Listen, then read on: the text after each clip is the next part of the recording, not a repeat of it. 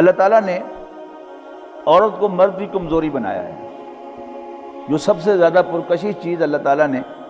مرد کے لیے بنائی ہے اس دنیا میں، وہ عورت ہے۔ خوبصورت ہو، بدصورت ہو، گوری ہو، کالی ہو، بوڑھی ہو، جوان ہو۔ اگر بوڑھی ہے تو ینگ لکنگ ہو تو مرد کے لیے وہ کشش رکھتی ہے۔ لیکن مرد چاہتا کیا ہے؟ مرد چاہتا ہے کہ اس سے انجوائے کرے ایٹ ڈفرینٹ لیولز، گپ شپ بھی لگائے، یہ بھی اس کی انجوائمنٹ ہے، اس کے ساتھ وقت گزارے، یہ بھی اس کی انجوائمنٹ ہے، اس کے ساتھ گپ شپ لگائے، یہ بھی اس کی انجوائمنٹ ہے، اسی طرح اس کے ساتھ سمائلز شیئر کرے، یہ بھی اس کی انجوائمنٹ ہے۔ اور سمائلز کا الٹ کبھی جو ہے اس کا غصہ جو ہے وہ بھی دیکھ کر وہ اس کو انجوائے کرتا ہے۔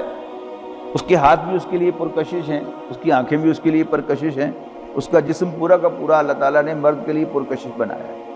لیکن مرد یہ چاہتا ہے بائی ہز نیچر کہ میں مفت میں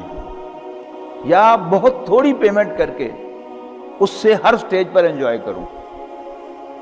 دین کیا کہتا ہے؟ اللہ اور اس کا رسول صلی اللہ علیہ وسلم اپنے ماننے والیوں کو کیا انسٹرکشن دیتا ہے، اس کا خلاصہ عرض کر رہا ہوں کہ نبی اکرم صلی اللہ علیہ وسلم کہہ رہے ہیں، خلاصہ عرض کر رہا ہوں اپنی ماننے والیوں کو جو ان کی بیٹیوں کی مانند ہیں، کہ جب تک کوئی مرد دو گواہوں کی موجودگی میں تمہارے روٹی کپڑا مکان اور عزت و آبرو کی حفاظت کا ذمہ نہ لے لے اور تمہیں اپنی وراثت میں شریک نہ کر لے تو اس کو اسمائل بھی پاس نہ کرنا۔ جب مرد کیا چاہتا ہے کہ ذرا اس کی تعریف کر کے، ذرا اس کو ایک کپ چائے پلا کر، یا اس کو کوئی اور مشروب پلا کر، یا اس کے کپڑوں کی تعریف کر کے، یا اس کی شکل و شباہت کی تعریف کر کے، یا کسی اور ٹیلنٹ کی تعریف کر کے وہ اس سے انجوائے کرے جہاں تک وہ کر سکے۔ جس جگہ پر بھی عورت جو ہے وہ اس کے چکر میں گرفتار ہو جائے اس سے انجوائے کرے، جبکہ اللہ کا دین اسے منع کر رہا ہے کہ جب تک کوئی شخص تم سے نکاح کر نہ لے، نکاح کا وعدہ بھی نہیں، سہانے خواب جتنے مرضی دکھائے، لیکن جب تک دو گواہوں کی موجودگی میں، اور وہ گواہ جو ہیں وہ بھی عورت کے اپنے ہونے چاہیے۔ ذہن میں رکھیے گا اس بات کو۔ بہت سے مرد ہیں جو کسی عورت کو ٹریپ کرتے ہیں، شادی شدہ ہوتے ہیں پہلے، لیکن اس سے کہتے ہیں کہ ذرا کچھ مصلحت ہے کہ میں اس کو خود اپنے وقت پر ڈسکلوز کروں گا، اور اپنے گواہ لے کے آتے ہیں، کوئی رجسٹریشن وغیرہ نہیں ہوتی نکاح کی، اور شو یہ کرتے ہیں کہ جو بچی یہ چاہتی ہو کہ نہیں یہ حرام راستہ ہے، میں نے اس کو اختیار نہیں کرنا، تو نکاح بھی رچا لیتے ہیں، اور 7-8 سال اس کی زندگی جو ہے اس کو برباد کر کے پھر کہتے ہیں کہ جی نہیں میرے حالات اجازت نہیں دیتے، میرے بیوی بچے نہیں مانتے، آئی ایم سوری۔ اب وہ 8 سال اس بچی کے کہاں چلے گئے؟ سمجھنے کی بات ہے نا۔ دین جو راستہ بتا رہا ہے وہ عورت کے لیے سیکیور راستہ ہے، اس کی عزت و آبرو کی حفاظت کا بھی وہی راستہ ہے، اس کے روٹی کپڑے مکان کا بھی وہی راستہ ہے۔ اور پھر جو جیسا کہ میں نے عرض کیا کہ یوں ہی کوئی شخص کسی عورت سے نکاح کرتا ہے تو عورت اس کی وراثت میں بھی حصے دار ہو جاتی ہے۔ یعنی قرآن مجید میں نبی اکرم صلی اللہ علیہ وسلم کی احادیث میں عورت کی وراثت کا ذکر ہے۔ ایک بیوی ہو تو اس کا کتنا حصہ ہے، اور ایک سے زائد بیویاں ہوں تو وہ ان کا کتنا حصہ ہے، یہ سب چیزیں جو ہیں وہ قرآن مجید میں مینشنڈ ہیں۔ وہ لوگ کہ جو حدیث کا انکار کرتے ہیں وہ بھی ذرا آپ کو ہیرا پھیری چکر چکر دیتے رہتے ادھر سے، لیکن یہ بات تو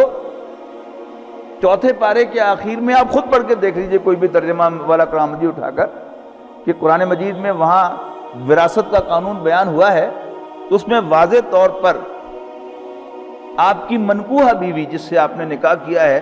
اس کی وراثت کا تذکرہ ہے کہ نہیں ہے۔ تو آج جو دنیا میں شور ہے وہ سب کیا ہے؟ اس سارے شور کا اگر میں خلاصہ نکالوں تو وہ بھی عرض کر دوں کہ وہ کیا ہے؟ اسلام سے بغاوت، ویسٹ جو ہے اس کا نعرہ ہے آزادی، لیکن کبھی آپ نے غور کیا، آپ میں سے جو حضرات ویسٹ میں گئے ہیں، برطانیہ جانے کا یا امریکہ جانے کا، کینیڈا جانے کا یا آسٹریلیا جانے کا، نیوزی لینڈ جانے کا، جن لوگوں کو اتفاق ہوا ہے، یہی ویسٹ کہلاتا ہے، کون سی آزادی ہے وہاں پر؟ آپ اپنی مرضی سے گاڑی نہیں چلا سکتے، اپنی مرضی سے مکان نہیں بنا سکتے، اپنی مرضی سے کسی جگہ کھڑے ہو کر آپ گفتگو نہیں کر سکتے، پابندی ہے۔ آپ مکان میں جو نقشہ آپ نے پاس کرایا ہے اس میں اگر اینٹ یوں رکھی ہوئی تھی، آپ نے یوں لگا دی ہے، تو فوراً آپ کو آ کر جو سٹی کونسل ہے وہ آپ کو پوچھے گی کہ یہ آپ نے کیوں کیا ہے۔ یہ تو پاکستان ہے ملک جہاں پر آپ کو آزادی ہے، جو مرضی آپ کہہ لیں، کوئی پوچھنے والا نہیں، جیسے مرضی آپ گھر بنا لیں، کوئی پوچھنے والا نہیں،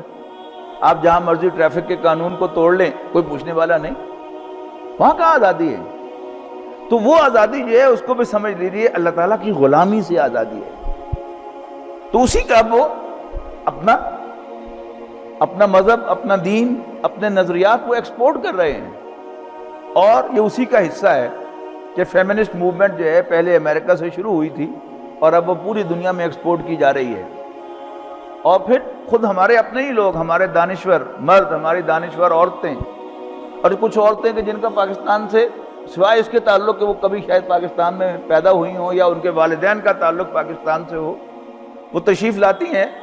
صرف یہ فساد پھیلانے کے لیے، اور یہاں کی عورتوں کو بغاوت پر اکسانے کے لیے۔ گھر برباد ہو جائے تو اس سے ان کو خوشی ہوتی ہے۔